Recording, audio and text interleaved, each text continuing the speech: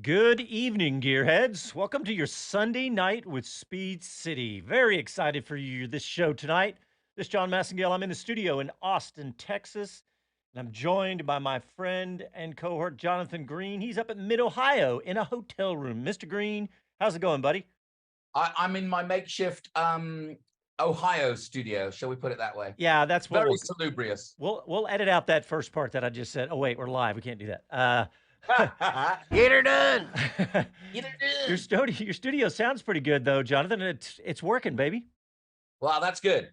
Yeah, me and Logan Robinson, who's my producer, we spent several hours getting the lighting right and everything else. So Well, hey, we got a fun show to talk about because Jonathan's up there yeah, in Mid Ohio. He's doing Trans Am and F3, the FR Americas, and F4. So we're gonna hear all about that. We may have a guest or two, and also we're gonna talk lots of Formula One because I got lots of fun stories. Because I've been listening to Gunther's book. Yes, listening, not reading, listening to Gunther's book, and I'm on chapter 12 now. I'm almost done and it is an awesome book, and I want to talk about that. you are a fanboy. I've become, well, anybody who listens, especially, I will admit I do have to hit the back button a few times to get a word or two, but it's really, really good. And we're going to talk about that. We're going to talk about some Formula One stories. There's lots of good stuff we can talk about there. And we are going to start off tonight's show by talking IMSA because Le Mans is behind us, and Watkins Glen was today. 6 hours of endurance racing, and it was really fun. Jonathan, I know you didn't get to see it because you were on the air in Mid Ohio, but I got to watch a good bit of the race today.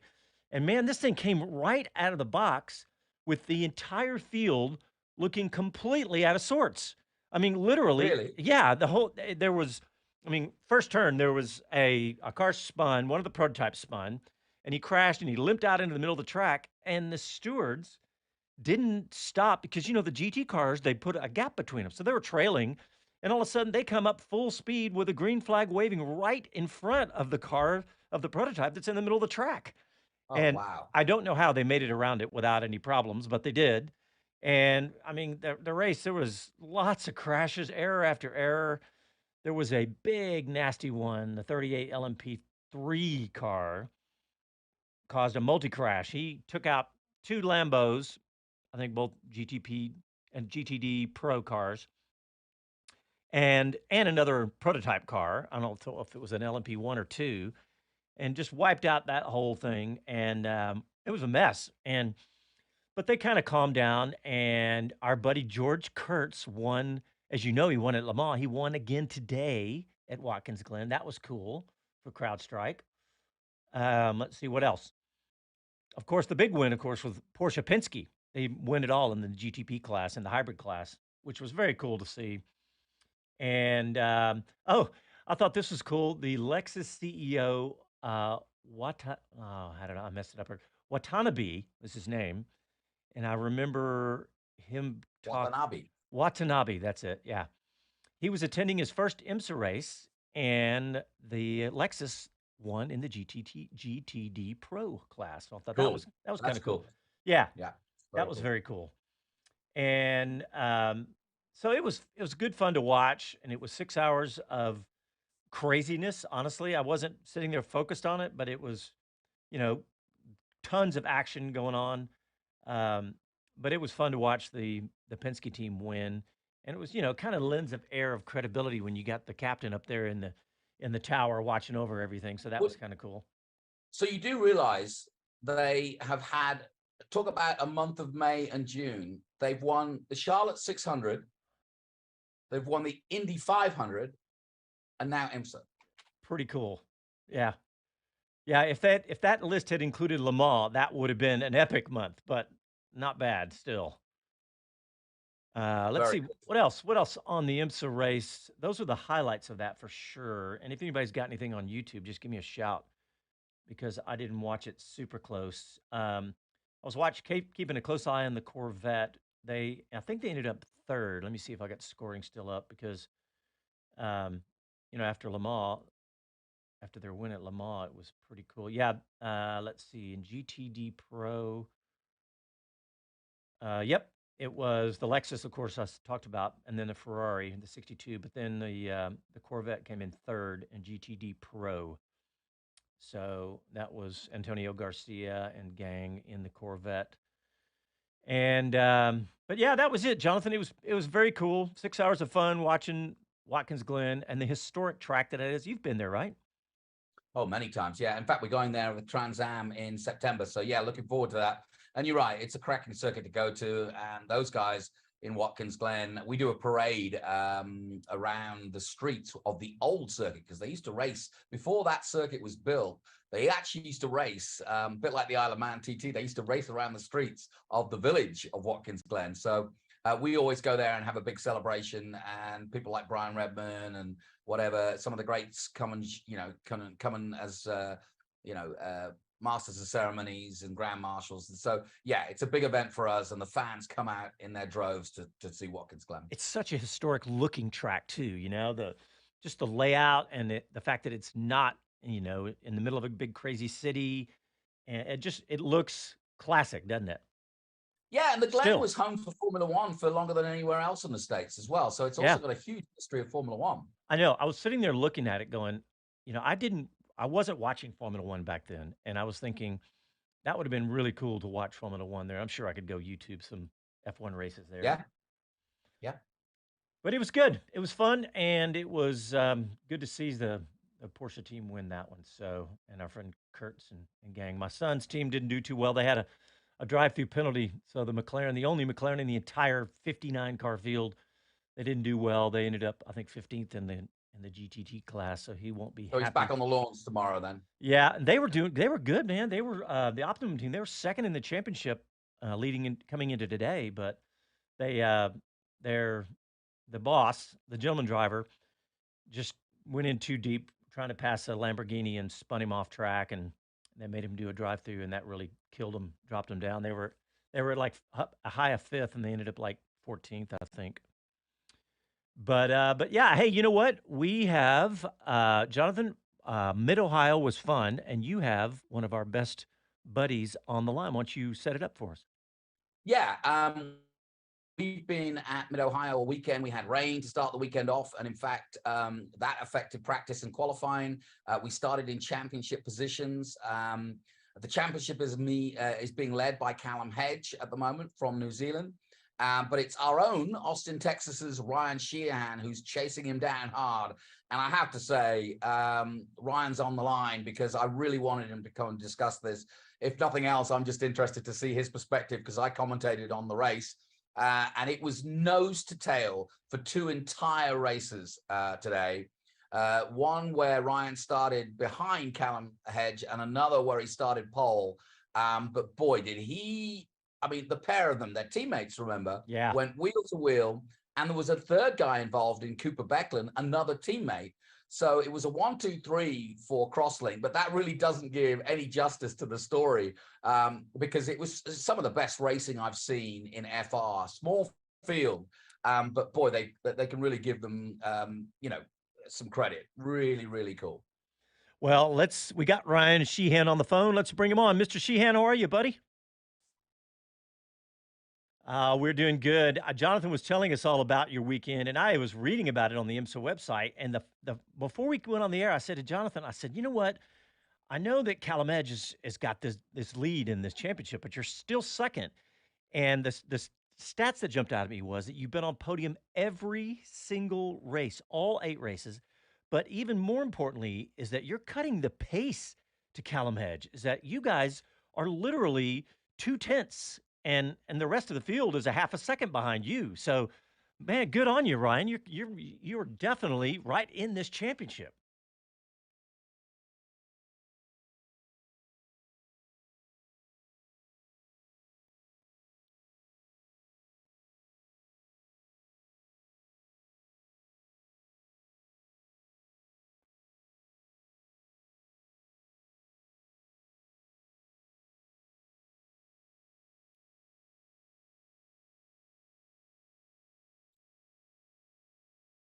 So definitely made a lot of progress, and now I think the championship fight is really on. Yeah, what are you guys halfway through, right? You're exactly halfway. 8 races left. Yep, exactly. and including here in Austin, coming up in or early November, right? Yeah, that's always something I get to look forward to is having a home race. Yeah. Yeah, I think that's the first weekend in November. Jonathan, what do you think? Should Ryan start learning Japanese? I'd love to. I'd love to have him do that because he's certainly in the hunt to do it. He's just got to. He's just got to find a battle plan somehow to beat this laid back Kiwi. Because he really now he's got to grips with the car. It really is like you say that there's nothing between them. In fact, Ryan was quicker and therefore got the pole. And I actually made fun of Callum before the start of the race, and I said, "Well, what were you doing going sideways?" And he goes, "Oh, I was having too much fun, and it cost me the fastest lap." So yeah, Ryan's got the better of him in certain ways, and it's now just a case of it could come to a mechanical, or it could come to to out and out Ryan just getting the better on a particular race weekend or whatever that's going to decide this championship. And it may well come down, and Ryan will hate me for saying this, it may come down to the race circuit that he went to as a little fella of 8 years old and fell in love with the sport, but he'll take it if it comes to that. Yeah, I'll take it any way I can get it. Even if it goes down to the last race, as long as I would come out on top, then I'd be happy. Well, what I was talking about learning Japanese, of course, was that whoever wins this championship gets an automatic entry into the Super Formula in Japan. I mean, which, as we all know, that's to me that's the next notch down from F1. Sorry, IndyCar fans, but just on pure car and hardware and everything else, I think that's the next step down. And Ryan, that would be a game changer. That would be a career changer, wouldn't it? Yeah, I mean that really puts you on the radar for some pretty big teams, Watching YouTube. really major eyes. I mean Liam Lawson is there right now, one of the Red Bull Golden Children. So that's a great opportunity if I can take home that scholarship. Well, Jonathan, what else for Ryan and the boys out there? FR, by the way, if we haven't said it, it's FR Americas. Basically the Formula Regional Formula 3 is what Ryan's racing in. So, yeah, man, Ryan, you're right there, buddy. But Jonathan, what else? Yeah, one thing I'd like Ryan to talk about is the way he goes about his racing is not unique, but it's pretty unique in this day and age. In other words, if you look at Callum Hedge, his opponent's car, he's got the backing of the Giltrap Group, which have basically backed the likes of Scott McLaughlin, Scott Dixon, and many, many other New Zealand drivers. New Zealand is a tiny country, and yet they get behind their drivers. They have an elite academy, which they put them through. They help fund them. Callum has been really successful. He was the youngest Formula 4 driver, winner of the championship. He won the 86 championship, the Tin Tops, and he's currently racing in Australia as well as racing here in the States. So great for him. And he's racing for Earl Bamber, another great IMSA driver and world champion in WEC. Ryan, though, has a different approach. He has managed to get the Austin business community involved, and he's basically doing it through his own business. And I think that I just want Ryan to talk about that because I know a lot of racing drivers tune in, and I know a lot of people are interested to see how the heck you raise the kind of money you need to racing he does. And Ryan, if you can, just talk a little bit about the success you've had in the last 2 years Hey, Ryan, of bringing that all together. Hold on through the break. We're going to make everybody a cliffhanger here because this is a really amazing, it's a really amazing story to do it this way. You're listening to Sunday Night with Speed City, back after a quick break.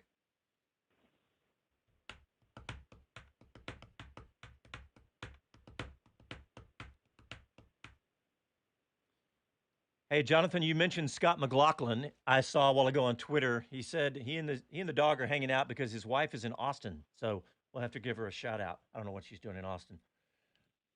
He's probably come to visit me. yeah, I'm sure that's it. In fact, I'm positive that's it. But yeah, Ryan, this would be good, a good cliffhanger because what you're doing, nobody else is doing this. So too bad you're not in Austin, Jonathan. That's why I come to Austin this weekend. Hey, guys, I'll tell this story while we're on the YouTube. How long we got, Casey? Is it just 20 seconds? Never mind. We'll do it the next one. I was going to tell you all about going to buy a new Cadillac for my mom, and my car. Is it pink? No, no, it's not. We'll talk about it on the next break.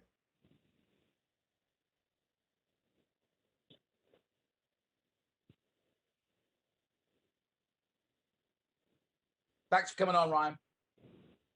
Yeah, thanks for having me. Anytime. Are you in a hotel, Ryan? Yeah, I'm in an airport hotel. Oh God, those are the worst. Here we go. Lucky you. At least you're in bloody Columbus. I'm still stuck here. Hello to everyone. This is Gunther Steiner. This is Speed City. Welcome back to the fastest hour in radio, Speed City. All right, before we get back with Ryan Shehan, I just want to talk about something. We're going to talk Formula One here in a minute because, Jonathan, hope you're sitting down. I've built a spreadsheet. I've built another spreadsheet. Yes. It's not like you, John. Nerd alert! I have built a spreadsheet, and we're going to talk about that. It's a Formula One spreadsheet, and we're going to talk about some Formula One stories, including Daniel Ricciardo and a couple of ones that you put into, Jonathan. But before we went to break, Ryan Shehan was going to tell us about his unique approach to funding his race career. Ryan, why don't you tell us how you're doing this, buddy?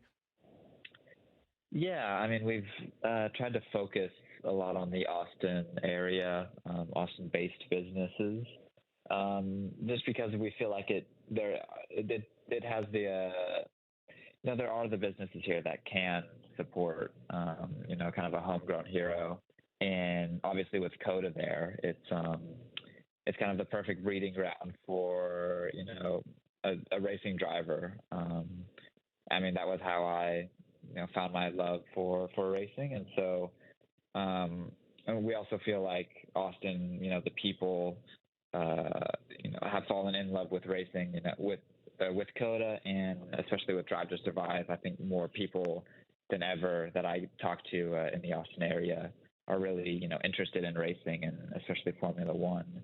But I mean, yeah, that's pretty much how we've done it, is reaching out to, C-level executives at Austin-based companies. I mean, it's really just a simple phone call or an email, and that's how I've reached out to these people, and it's been successful so far. So that's really all it takes, is just having the courage to pick up the phone or write out an email. It's such a simple tactic too. I mean, it reminds me of like door-to-door sales. I mean, you just have to have the courage, and it's not that big a deal. Once you've done it a few times, Ryan, it gets easier, doesn't it? Yeah, absolutely. I mean, the worst thing that they can say is, "Sorry, we're not interested." I mean, yeah, that's the worst I've ever gotten, and so yeah, I've kind of gotten over the fear of maybe their secretary is going to insult me or something like that, which has never happened. So it's not really a big deal anymore. We'll talk about some of the sponsors. I know Keller Williams, which is a huge, maybe the biggest residential real estate company in the United States. They're based here. Yeah, I'm sponsored by a branch here in Austin, the Harrison Noel team. Keller Williams is the largest real estate firm in the world. I think they're in 80 countries, something like that, Wow. and 180,000 agents around the world. And so what that's allowed us to do is to host events at the different tracks we go to. So even though I'm partnered with a firm here in Austin, I was able to host an event at Road America for a firm, and I think in the Green Bay area. So it's really given us that network of agents we can reach out to and work with. Yeah, well, it's a really cool way to do it, and because it's unique, and I bet you'll start to see other people doing it. Have you heard any rumblings, Ryan, of anybody else going, "Hey, how'd you do that?" No, not quite yet. We might have to wait a little bit longer and do a few more events before people really start to catch on and maybe start to copy it a bit. You know what I like about it, Ryan, is you feel connected to your racing. And my point is, when we get an email from you, and okay, we're on your mailing list, of course, we're a motor racing media outlet, but it's from you. It says, "Hey guys, this is what I got up to." You also do, some symposiums where you get people involved and get people talking about it and talking about the business of racing. And I think that's important too. And so, you know, you really do get the feeling that you're connected to you, not just a concept or a sticker on a car.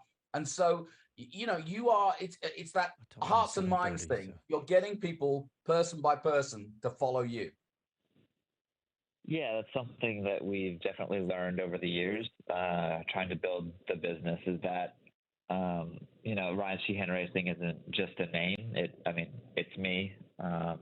I am the Ryan Shehan of Ryan Shehan Racing, and it's not going to get very far if I'm not, you know, at the forefront of that.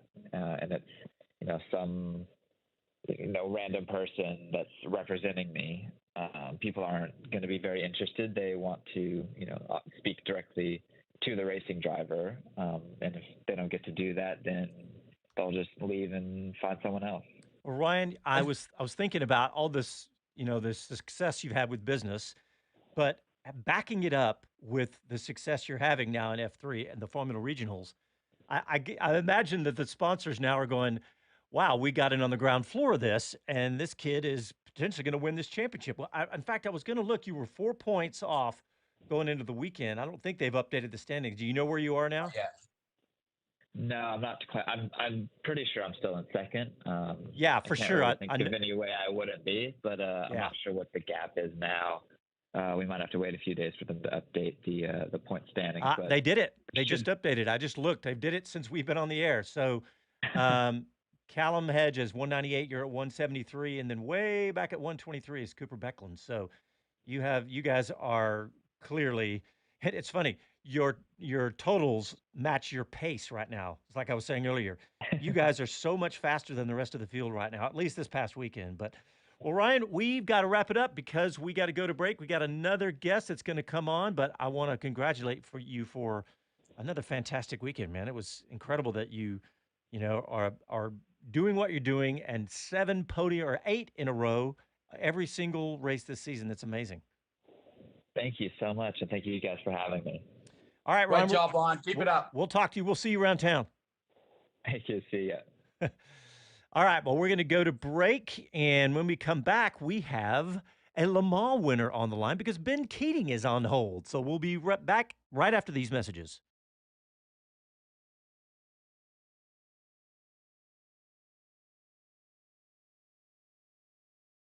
All right, we're still live on the YouTube and the Facebook. How did Ben go today? They got a podium today. Oh, good. Yeah. In Formula 2. So go from the youngest Texan to the more experienced Texan. There you go. Exactly. Yeah, I was going to bring up because Keating he's gone from a win at Le Mans in a Corvette to a podium the next race in a LMP2 car. How awesome is that? Brilliant. How long we got, Casey? Is this a 2-minute break or? Okay, I'll just tell you my quick story. So I went with my mom to get a new Cadillac, not brand new, but new to her. And we went for a test drive on it. It was great. We said, all right, we'll take it. We're pulled in the parking lot, and there's all the car salesmen hovering around my 20-year-old BMW. And I rolled down the window. I said, guys, get away from that. None of y'all can drive it. It's a stick shift anyway. Because they're all, 30-year-old, and they're all, no, we could drive a stick. Yeah, not so sure. My mom got a new Cadillac, a 2018 CTS. It only had 20,000 miles on it. God, I drove it. I forgot how razor sharp the Cadillac CTS steering is. It is so good. It is BMW-like, better than BMWs. That's high praise, yeah. No, it really is. The Cadillac CTS is a fantastic road car. And my mom is going to have to go to court for a speeding ticket. So she will take advantage of it. She literally told me that. Bail her out of jail. Let's see. I'm excited to get to my spreadsheet. So we'll do that. We'll do that after Ben.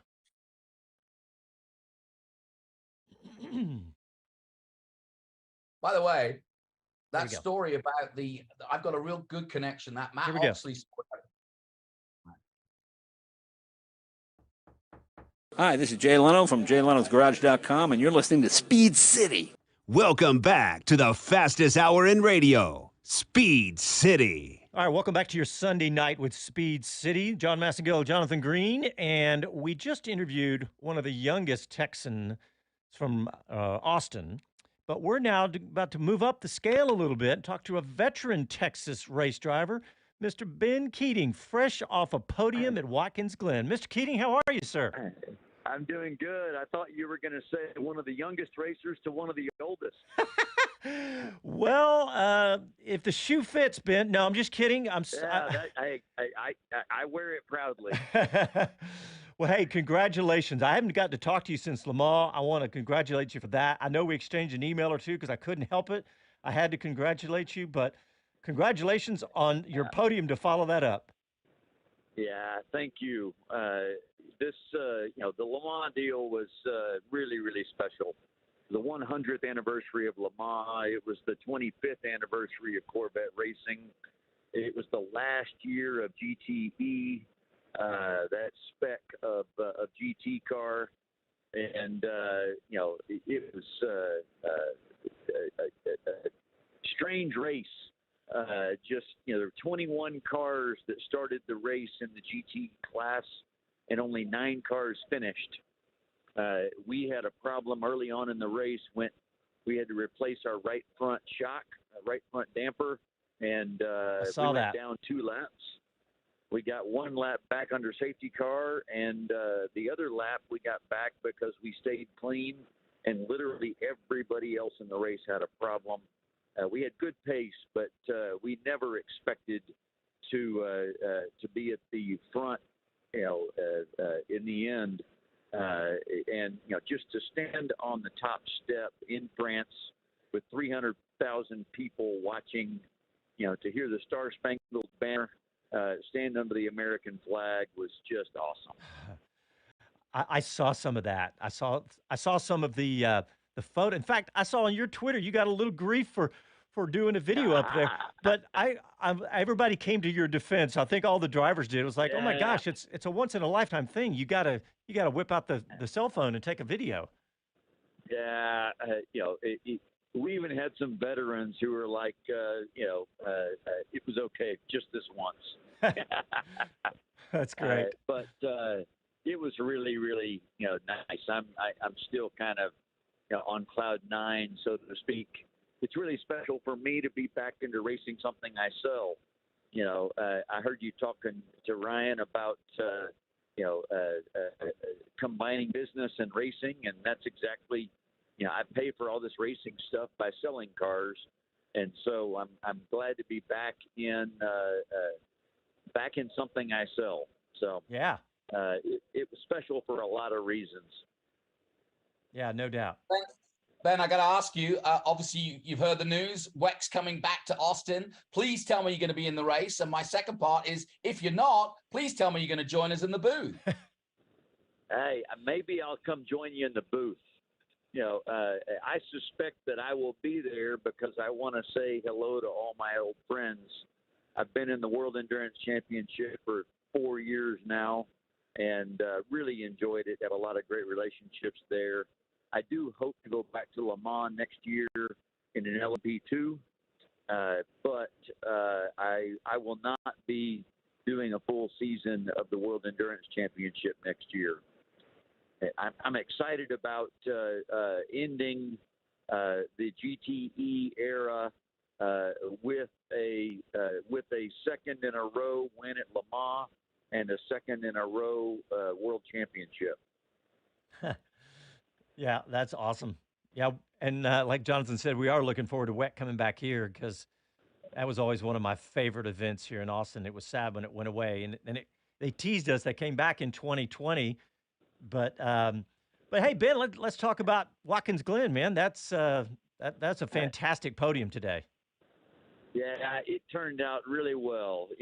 We qualified in the rain yesterday, and I was the first person on the scene when the whole hillside drained across the track, and I was the second person on the scene, but the first 3 people that were there spun into the wall, hydroplaned, I don't know how deep the water was, but all three of us were on rain tires and trying to tiptoe across it, and it didn't do any good. So my team had to rebuild the car overnight, get it ready to go for the race today. I had a really good start. I started second place because we went off of championship points instead of qualifying. And I had a really good start. I got a good lead at the beginning of the race. And the driver that was in second place, hit me going into the final turn, got me spun around. And I guess I would say I'm grateful that he hit me twice. He spun me around, and then he hit me again to straighten me up. So I didn't lose too much there, but it's so hard to pass in our class around Watkins Glen because you're so dependent on the aero of the car. You get behind somebody, it's really hard to follow another car. We had great pace, but we just that everything didn't fall our way to win. We finished in third place, which we were happy. We made progress in the championship. We're closer to the lead in the championship. We made progress kind of across all three of the different point standings that we're fighting for, all the different awards we're fighting for. But we were disappointed with the yellow flag at the very end because we think if it had to end under green flag, the 04 car that won the race would have run out of fuel. That would have been fun to watch. But, that's kind of the way it goes, Yeah. Hey, I saw Bill Auberlin with the cause of that yellow flag. They didn't have a good video of it. They just caught it. By the time the cameras caught it, he was upside down, and he That's looked right. he looked a little shaken up when he was standing there when he got out of the car. He looked okay, but yeah. I thought he looked pretty good for how big of a hit that looked like it was. I saw the same did, and that looked like a pretty wild ride. To be hit the wall hard enough to go up on your roof, and then to flip over again back on your tires. It's hard to know how much of an impact there really was, but as I look at my in qualifying, when I hydroplaned into another LMP3 car that had planed before me, I thought, I thought it wouldn't be that hard of a hit, but I can tell you it was. So, I'm feeling a little bit of what Bill might be feeling.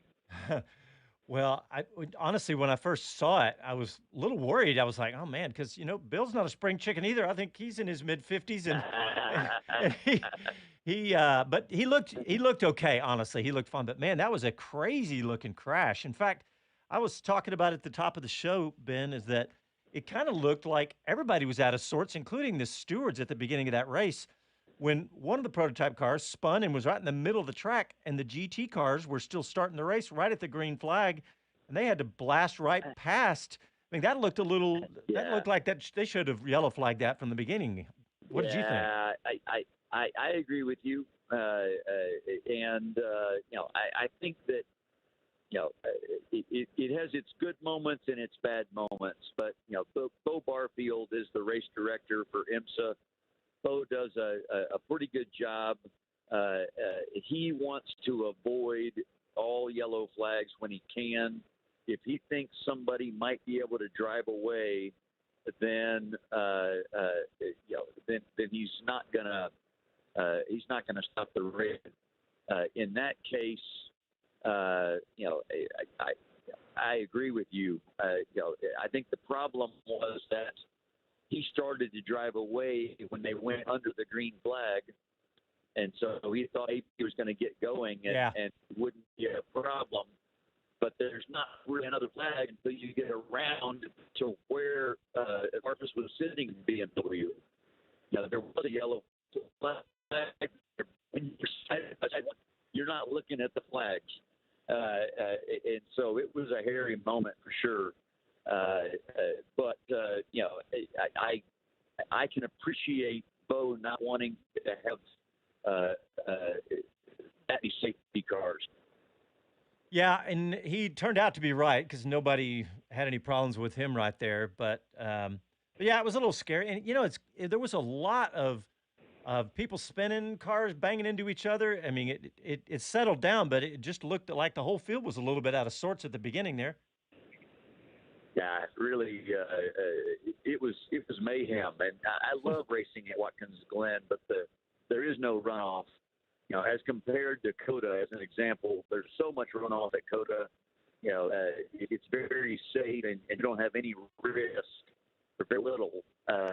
Whereas at Watkins Glen, walls are right up next to the track, and there is no runoff. If you get pushed wide, then there's going to be a wreck, and that's kind of what happens there. You get side by side with the five different classes.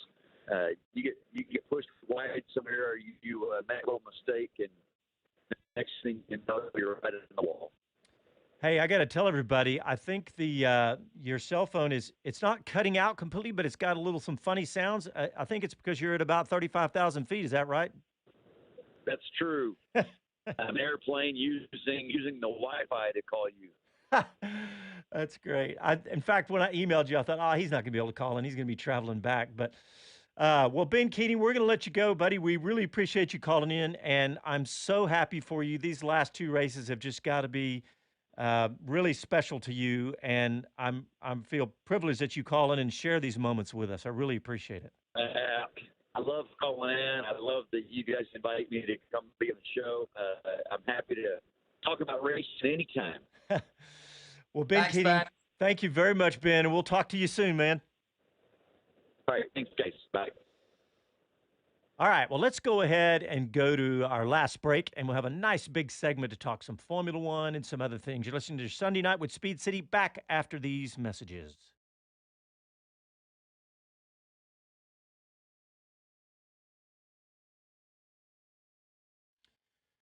Hey, Jonathan, I emailed Casey, our producer, and I said, hey, Casey, do we have the rights to share some of Gunther's book? I said, I've been listening to it, and I said, oh, there's all these clips. And then I realized we're on local radio. We can't share any of his clips because the whole book is full of F-bombs. I mean, I would have fucked the whole bottle. Honestly, it really is. And it's not just F-bombs, but it's Gunther. He's not doing it to be flamboyant. He's just Gunther. That's what he does. Yeah. What do you want to talk about?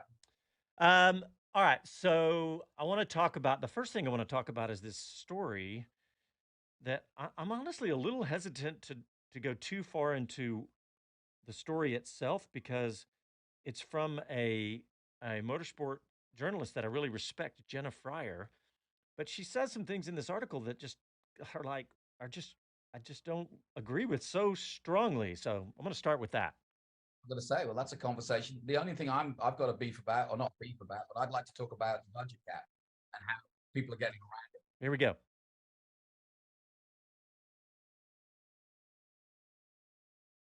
Hi, this is Karan Chandok, and you're listening to Speed City. Welcome back to the fastest hour in radio, Speed City. All right, welcome back to the show.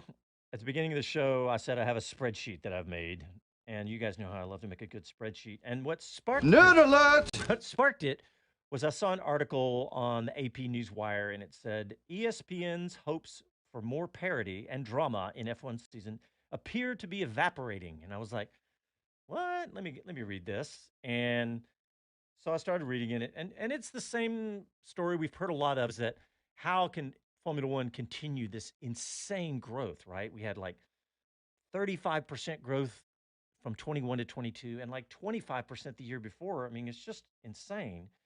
So I was reading this article, and one of the comments was, in fact, there's actually two articles. The one that sparked this conversation was F1's predictable races risk turning off new American fan base. All from Drive to Survive. And about the fifth paragraph in, it says, but here's F1's dirty little secret. The racing has never been great, and 2021 was an anomaly of a season. Let me read that again. The racing has never been great. I was like, hang on a minute. Did you watch the Spanish Grand Prix? Did you, you know, just did you watch the Canadian Grand Prix? I mean, I I thought that was an absurd thing to say, and um, the author is mostly NASCAR and IndyCar, but I really like her work. And in fact, it really caught me off guard that she would say this, and I was like, this just, I was like, my first thought was, do you watch F1? Now, if your criteria is who's going to win the race every weekend, yes, IndyCar blows F1 out of the water, but we as F1 fans know that's not going to happen in our sport, right? It's not going to be that way because of the way the sport's laid out. But what's your take on that, Jonathan? Yeah, I hate to say it, but I don't know the reporter you're talking about, but I agree that when you watch NASCAR and IndyCar, you get a lot more crashes, a lot more overtakes. I'll give you that. But Formula One has never been about that. And the purists who love racing and watching Formula One may as well be space fans or NASA fans, because it really is launching a rocket against 20 other rockets and seeing how the development and how the technology beats the other technology. And that can at times be dominated by one particular car, and that's often the way in Formula One, or two in the same team is often the case. But that is the space race, the technology race that is Formula One. So, it's not for everybody, I'll give you that. Yeah. But for the purists who love technology and love to see people, take the most and get the most out of a tiny machine and pack more power than is even thinkable into a tiny space and race it. Incredible racing. Well, and let's just think back. I was talking about the Spanish Grand Prix, and yeah, we knew Max was going to win, right? And but there was so much good racing, and I guess you do have to get into the sport and learn the nuance of all this to really enjoy it. But there was still plenty of racing that I think even your new Drive to Survive fan could enjoy. And I just thought it was honestly, I thought it was an absurd comment because. And by the way, the other side of that, forget that comment. The other side is, that Formula One's dirty little secret, or the growth of Drive to Survive, can't keep going. No, it can't. Of course it can't. I mean, we're the new kids in town in terms of interest, and Drive to Survive has driven that. And so is shows like ours and many more. And as you see, podcasts are popping up all over the country. And that's good. But the fan base now is reignited from the original fans that used to go to the Glen and so on, and a whole bunch of new fans. And that's really what's important, is that fan base won't go away. And there will be seasons where Max Verstappen will not dominate. And I'm looking forward, for example, to 2026, when Andretti could be on the grid, when Audi will be on the grid, when Ford will be on the grid, and Cadillac potentially, in terms of name, and and also a bunch of new drivers from all over the world, including many Americans as well. So I think the next 4 years exponentially could grow Formula One, and with events like Vegas and Miami, a huge success as we saw, drum roll on. I'm afraid I don't agree at all. All right. Well, what that sparked me to think was, all right, well, let's just think about, I watch the ratings on ESPN. I watch them every Tuesday when they come out. And I thought, and just seat of the pants, I was like, it's about the same as last year. But ladies and gentlemen, my spreadsheet, if you're watching on YouTube, we're going to introduce the spreadsheet now.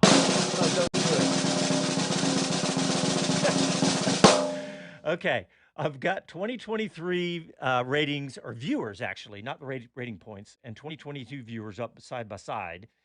And you might notice right off the bat, I've highlighted whichever year was higher in green, and it literally alternates. Bahrain last year was bigger. Saudi Arabia this year was bigger. Last year, Australia was bigger. This year, Azerbaijan was bigger, and it goes back and forth like that, 100%. But the bottom line is that it is the total viewers so far this year, 10,897,000, as opposed to last year, 10,970,000. So it's virtually identical. It's less than 1% difference last year over this year. And we have not had Vegas. So I want you to think about that. Now, I know Vegas is kind of a late night race, but last year Miami was 2.6 million viewers, right? This year it dropped to basically 2 million, 1.96. So that was a big drop. And in fact, um, if you kind of throw that out, then we'd probably be ahead of last year, just that spike because it's a first year race. But we've still got Vegas this year. So I would expect by the end of the year, we'll have a bigger year than last year again.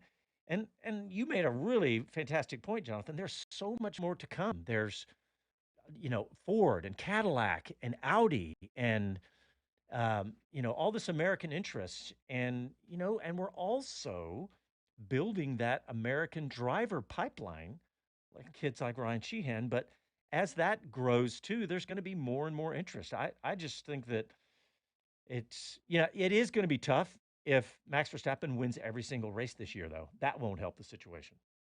No, it won't. But there've been other seasons in the past that have been like that. And one of the other things that we're talking about, this cost cap that has come in, and how to deal with it.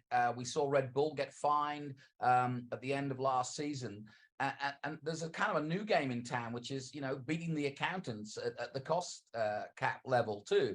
So there are new nuances to Formula One, which is changing it. I mean, Williams complaining that they're 20 years behind, and now with the cost cap, they can't catch up. So there's all sorts of changes in Formula One that change the face and the way Formula One goes racing. And I think Liberty are still working their way to making the best product they can. And so let's not judge just yet. It's just starting. Yeah. Well, I thought this might spark a little conversation on YouTube, and it has. Andy P., one of the regulars and a host of his own podcast, he says an F1 watch is just different. Not saying it's good or bad necessarily, but it's different. I watch F1 differently than I watch IndyCar, WEC, or IMSA. Only F1 gets that kind of commitment from me. And Joe voiced base. Perfect example. Absolutely perfect example.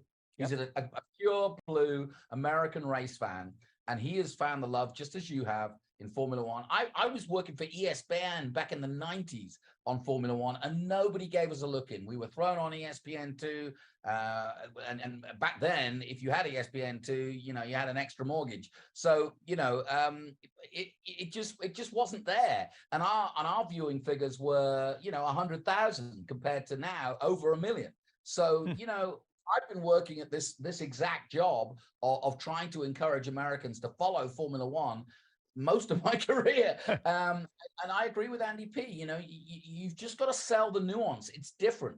I mean, I'll give you another example. If you're into yachting or you're into rowing, for example, or swimming, these are nuanced sports that are dynamic if you know the sport. Yeah. You've got to know the sport. And those are three great sports that are Olympic sports. But unless you know tobogganing, for example, or luge, they're not the everyday follower. So, and Formula One, I would put in that category. It's up there. It's rarefied air, and it takes a certain person of interest and, a combination. And look at the tech companies now. That's why I'm so pleased that the tech companies, because they are the perfect viewers for Formula One, and now the perfect backers for Formula One.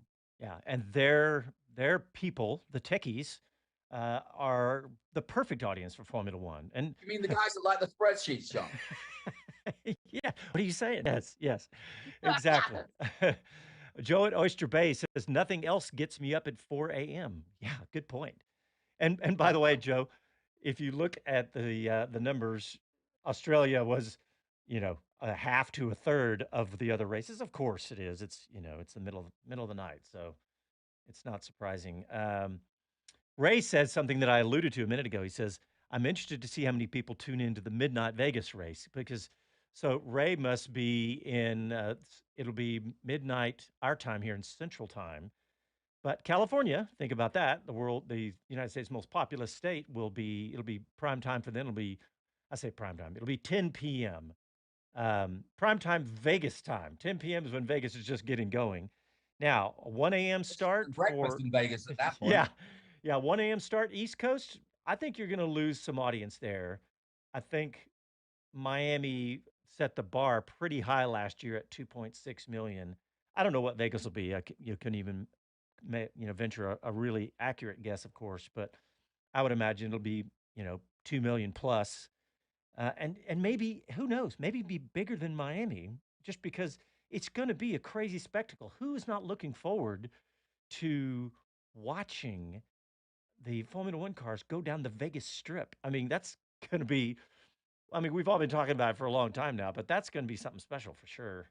Growing up in England, I'll give you a parallel. The only sports that came out of Vegas when I was a kid were boxing, and my dad was a big fan. And that was the one thing that we would stay up for in England, was a boxing match at 2 a.m. from Vegas, because it was that big, that much of a thrill. It's Las Vegas. It could have been any fighter, heavyweight, middleweight, some of the Hearns fights, some of the Sugar Ray Leonard fights. We always got up. And of course, back then, George Foreman, Muhammad Ali, when Vegas, that was gold. And I think Formula One will have that same attraction. Yeah. Well, that whole thing that sparked the article said that the dirty secret that Formula One's never had good racing. I just bristled, and I wish I'd have been in person to have that argument, but that's all right. Hey, I want to talk Daniel Ricciardo, Jonathan, because while I was doing the final show prep for tonight, I turned on the show that Daniel Ricciardo did with Will Arnett. And why would you do that? Why did you do that? And you know what? The other day, Casey and I turned it on here in the studio, and it started off really slow and awkward, but it got better.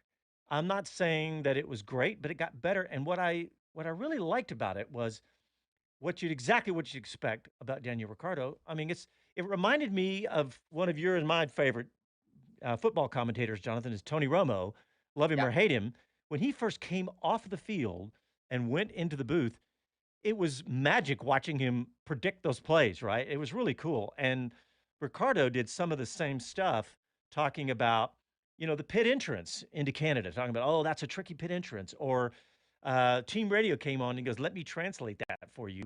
What that means is, so he did a bunch of that, and it wasn't great yet, but you know what? Neither was the Manning cast at the beginning. It was awkward and goofy, and you know what the secret sauce there, the magic dust of a show like that, is that whatever Ricciardo says is irrefutable. Yes. He is one of 20 Brilliant. guys, stroke 100 guys that are around today willing to do a race show, that will have sat in one of those cars and can say that was a bad mistake. You shouldn't have done that. Or no, what happens there is the brakes can get a little hot, and so maybe I'll give him the benefit of the doubt. You can't argue with that, because even Andy P, me, you, we've never been in a racing car at that speed, of that caliber. And the point is, if he says that's my opinion, you've got to take it on board. You are brilliant, because that is spot on. That's what makes the Romo deal so great, and that's exactly that's the magic they were looking for. And I may even go back and watch it again, because I was actually not paying super close and turning it up and down a little bit. But I heard enough of that to bring me back. So if you recorded it and didn't watch it, go back and give it a listen. And I have to say, I don't think I would watch a race that way, but as a replay of watching the race, absolutely. So, and speaking of Daniel Ricciardo, we just got about a minute to discuss this, Jonathan. But the rumors are now that he may replace De Vries, and of course, the one rumor that we heard on a group chat about him replacing Logan Sargent. I don't think that's going to happen. But what do you think about him sticking in the Red Bull family and replacing De Vries? I do think that De Vries' job is on the line. Whether Ricciardo is the right choice for a team on the up and up, and I say, not that Daniel will be a bad choice, but do you look to the future rather than the sort of the guy of the moment? I think he would certainly do well there. But it would be tough for Daniel, because he's literally stepping down another step from where he was before. So I don't know if it would work for his career, but certainly he's got to be in the picture if they are going to replace De Vries. Yeah. But Logan Sargent at Williams, no.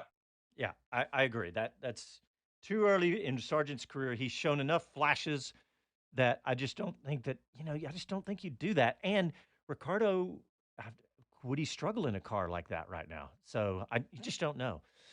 Well, we are out of time, Jonathan. This show has flown by, and I'm really bummed we didn't get to talk in two wheels at all. I know you probably didn't get to watch much, but with all this crazy stuff that's going on, I want to talk MotoGP soon. Yeah, and I also want to talk about MotoGP crossing over with Formula One because that is something that is now becoming very apparent with this Ducati. Well, we'll do that on the next Sunday night show. Thanks, everybody, for tuning in. We're out of time. Talk to you next week. Happy trails.